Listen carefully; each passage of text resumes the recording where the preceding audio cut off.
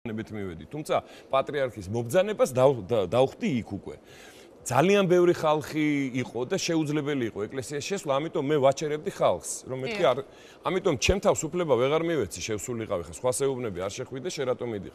ცოტა ხანში შევედი გვერდზის შემოსასვლელიდან, იმიტომ რომ დამიძახეს, მითხრეს რომ უგულავა მოვიდაო, მოვარდნენო, მოფრინდნენო მანქანებით და იქო რაღაცა შეხლა შემოხლას ქონდა ადგილი და ვიფიქრე, მეთქი ღმერთმა დაიფაროს ეს გაბრაზებული ხალხი, მეთქი და რა ხდება და შევედი საკურთხეველში და დაცვიანა იყო იქა. ყველანი მელაძე იყო, ის ხაბაზი იყო, ეს სამადაშვილი და კიდევ ვიღაც ბევრნი იყვნენ ძალიან, კობასუბელიანი და ბევრნი იყვნენ თავისი ასე ვთქვათ ამალი დაცვით რამე და ერთადერთი კაცი იქ ვინც იყო პოლიტიკური ოპოზიციიდან მე ვიყავი, მეტი არავინ. ანუ ვანო მერაბიშვილი იყო სამების ტაძართან პირადად ვანო მერაბიშვილი თავისი თანხლები პირით და ამალით და მე ვიცი რომ მანდ მობილიზებული იყო აი ზუსტად ის ზონდერები, გადაცემული ადამიანების ბევრი ჯგუფი და ის ასე ვთქვათ იმათ ხელმძღვანელობდა, რომ საჭიროების შემთხვევაში ვთქვათ იქ ემოქმედათ ისე როგორც მე რა. რა ზეწოლაზე საუბრობდა უცნობი. მე რატომ გისვამ თქვენ ამ შეკითხვას? იმ დღეებში თქვენ ერთად შემოიარეთ რეგიონები, იყავით ერთად და თითქმის ყველაფერი იცით, ყველა დეტალი ამ თემის. რაზე საუბრობდა? მე გავიმეორებ სიტყვით, პატრიარქი პლენში ყავდათ.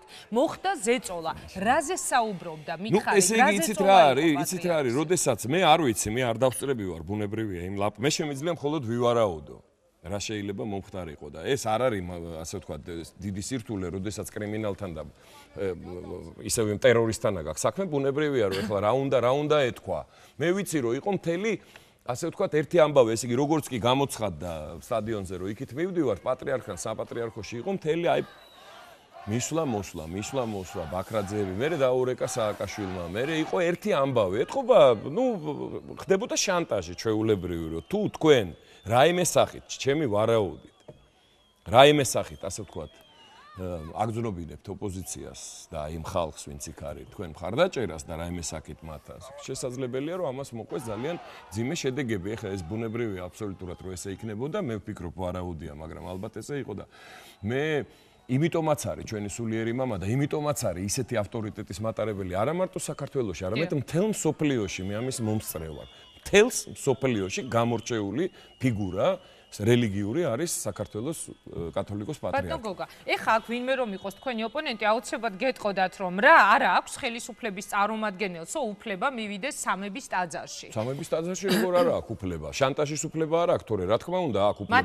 მაგრამ არ უნდა, რა თქმა უნდა შანტაჟი იყო. ეს იყო მცდელობა, ეს იყო გეგმის ნაწილი. ხაფანგები დაგვიგეს, ერთ-ერთი იყო ტელევიზიაში ხაფანგი დაგებული და მინდა გითხრათ რომ სპეციალური ჯგუფები იყო გამოგზავნილი, რომელიც რუსთაველზე ყვიროდა რომ ტელევიზიისკენ დავიძრა თქვენთან, აი პირველად ტელევიზიისკენ, თუმცა ცნობილი იყო, რომ გაჭედილი იყო სპეცნაზით აკაურობა და ბევრად იმაზე მეტი ვიდრე სხვა დღეებში და ეს იყო ხაფანგი. და მე მინდა გითხრათ, რომ ხაფანგი რომ მომხდარიყო რაღაც შეტაკება,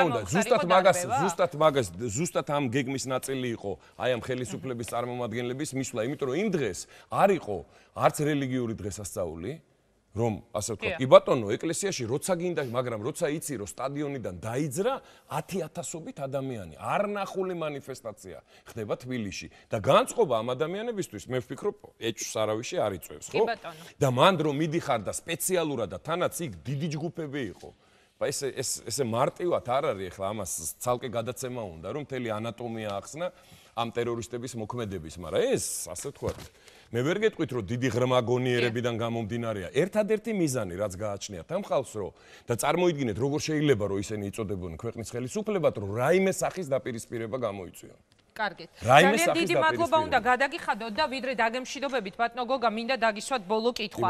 ეს იყო კიდევ ერთხელ გავიმეორებ, ძალიან შთამბეჭდავი, სანახაობრივად, ემოციურად და უამრავი ადამიანი ქუჩაში გამოსული, რომელიც ცდილობს, რომ თავისი ხმა მიაწვდინოს ხელისუფლებას. თქვენ შემდეგ ჩვენი სტუმარი იქნება გიორგი ბარამიძე და მე მას აუცილებლად დავუსვავ ამ შეკითხვას, რა გაიგო 26 მაისიდან, აი ამ ხალხის პროტესტიდან ხელისუფლებამ, მაგრამ თქვენ როგორ მიპასუხებთ, ესაა ჩემი ბოლო შეკითხვა. ამოიწურა ამით ის საპროტესტო ძალიან ძლიერი ტალღა, თუ წინ არის კიდევ ბრძოლის რაღაც ახალი ეტაპი. რატომ გისვავთ ამ შეკითხვას? სიტყვა არ მისცეს შალვა ნათელაშვილს, რომელიც აშკარად განაწყენებულია. ვიცით გუბასანი კიძის ეროვნული ფორუმის განწყობები და პოზიცია, ვიცით კონსტანტინე გამსახურდია და იგივე ირაკლი ალასანია, რომელიც დღესაც